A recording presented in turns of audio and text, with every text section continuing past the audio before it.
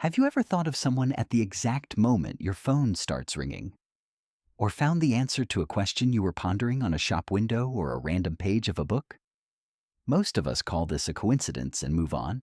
But according to Carl Jung, these aren't just flukes. They are evidence of a hidden link between our minds and the outer world. Jung calls this synchronicity. Today, we look into the reality behind those strange moments we call coincidences. Jung reached this revolutionary idea in the silence of a consultation room.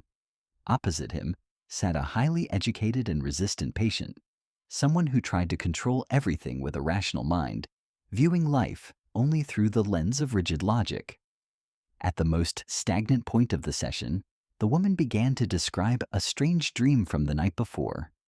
She was being presented with an extremely rare precious beetle made of solid gold. Just as she was describing this shimmering symbol, a sharp tapping was heard against the closed window behind them. Tap, tap.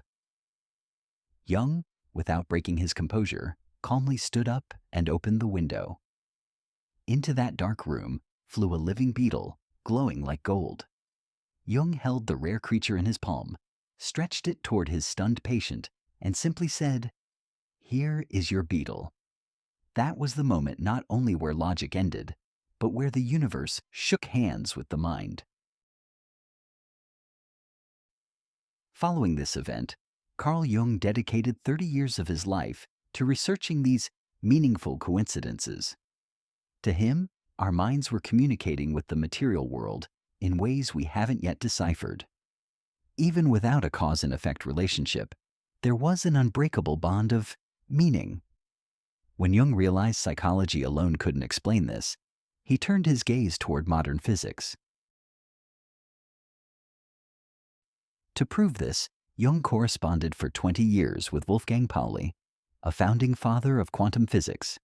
This partnership was the foundation for the modern research we discussed in our previous video.